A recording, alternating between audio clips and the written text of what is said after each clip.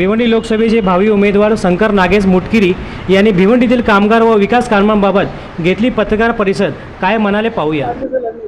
मेरा नाम शंकर मुटकिरी है। मैं भिवंडी में रहता हूं और लास्ट 4 पीढ़ियों से हम लोग भिवंडी में रहते हैं। मेरा जन्म भिवंडी में हुआ है।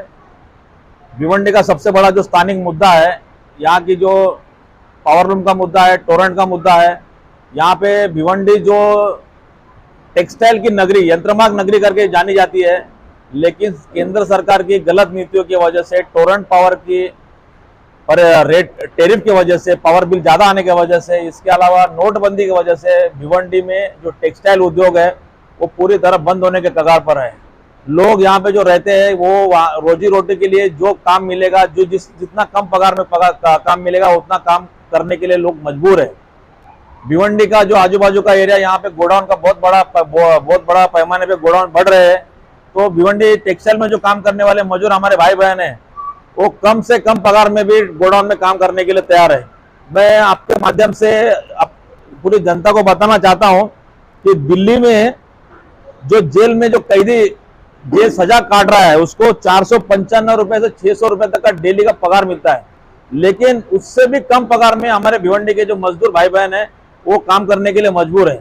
यहाँ पे 8,000, 9,000, 10,000, 12,000 पगार में लोग काम कर रहे हैं। मतलब दिन में 400 से 350, 400 रुपए में ये लोग अपना परिवार चलाने के लिए काम कर रहे हैं।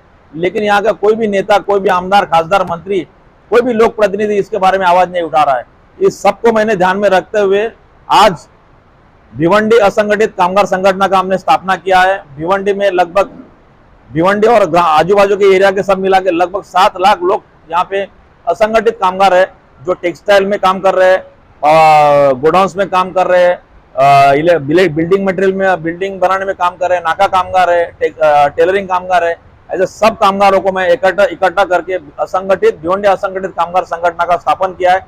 मैं आपके माध्यम से जनता को बताना चाहता हूं कि सबसे बड़ा जो प्रॉब्लम है इनका जो पगार बढ़ाने का, मैं आपके माध्यम से लोगों को बताना चाहता हूं कि कम से कम यहाँ का जो कर्मचारी है, असंगठित कामगार है, उसको 20,000 रुपया महीना मिलना चाहिए, ऐसा हमारा डिमांड है। और मेरा चुनावी मुद्दा यही है।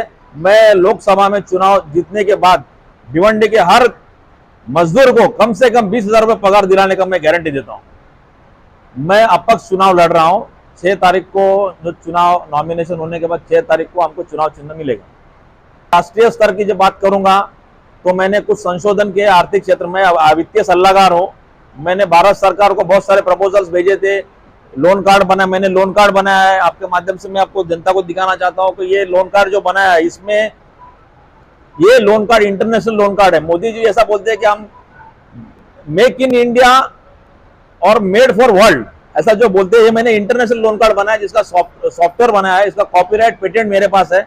इसका ये लागू होने से भारत सरकार को 60,000 करोड़ रुपए का हर साल का मुनाफा होने वाला है और 1.5 लाख रोजगार उपलब्ध होने वाला है।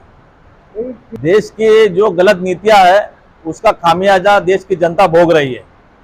देश में जो भरोसे से सरकार चुनी जाती है, वो भरोसा सरकार चुनने के बाद तोड़ते हैं और यहाँ पे लोगों को टैक्स के रूप में, बेरोजगारी के रूप में यहाँ पे जनता अपना मार सहन करती है। मैं भिवंडी और देश के, अभी भारत सरकार ने नई आर्थिक नीति घोषित की है। आर्थिक नीति तब तक सक्सेस नहीं हो सकती जब तक यहाँ का जो सरकारी अधिकारी, सरकारी कर्मचारी, नेतागण अपने बच्चों लोग को सरकारी स्कूल में एडमिशन नहीं कराता है। जब तक स्कूल में अपने बच्चे लोग सरकारी स्कूल में नहीं पढ़ेंगे, तब तक सरकारी स्कूल का व्यवस्था जो है, सरकारी स्कूल का स्तर है, नहीं बढ़ेगा। भिवंडी में एकमात्र हॉस्पिटल है इंदिरा गांधी हॉस्पिटल, लेकिन इसका लोगों ने बार बार डिमांड करने के बाद भी यहाँ पे आरोग्य सुविधा का बहुत बड़ा प्रॉब्लम है। कोई भी बड़ा प्रॉब्लम आता है तो सीधा वो लोग इंदिरा गांधी वाले लिख के देते हैं, कलवा हॉस्पिटल जाओ थाना में, या फिर बम्बई में केम में जाओ। लोग हर 2-3 दिन में 2 या 3 लोगों की मौत होती है इंदिरा गांधी हॉस्पिटल में। मैं इसमें चाहता हूं कि जो व्यवस्था है, इंदिरा गांधी की जो माली हालत है, उसको सुधारने के लिए कोशिश करूंगा और यहाँ पे एक अच्छा सुपर स्पेशलिटी हॉस्पिटल बनाने का मैं केंद्र सरकार के माध्यम से मैं प्रयास करूंगा। भिवंडी का सबसे बड़ा प्रॉब्लम है वाहतुक समस्या। टोरेंट पावर की समस्या, रास्ते की समस्या, आरोग्य की समस्या, साफ सफाई की समस्या, ये सभी मुद्दे मैं इसको प्राधान्य दूंगा। मैं भिवंडी वासियों को आश्वासन देता हूं कि मैं चुनाव जीतने के बाद यहाँ की जितनी आपकी जो प्रॉब्लम्स है वो पूरी पूरी खत्म करूंगा।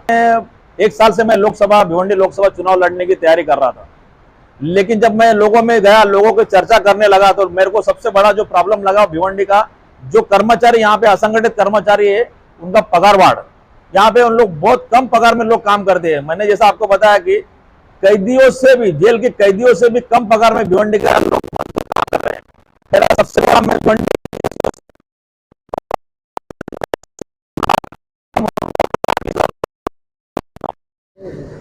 मैं आप से भिवंडी लोकसभा क्षेत्र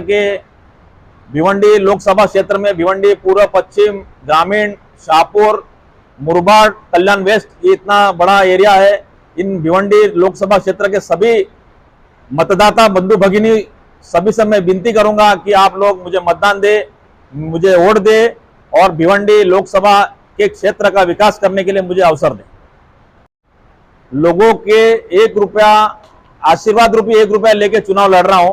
मैं आपके माध्यम से लोगों से अपील करूंगा कि मेरा मोबाइल नंबर मैंने शेयर कर रहा हूं और मैं लोगों से, अभी तक मुझे बहुत सारे लोगों ने 1-1 रुपया दिया है। 1 रुपया के माध्यम से मैं चुनाव लड़ रहा हूं, लोगों की सेवा करने के लिए चुनाव लड़ रहा हूं।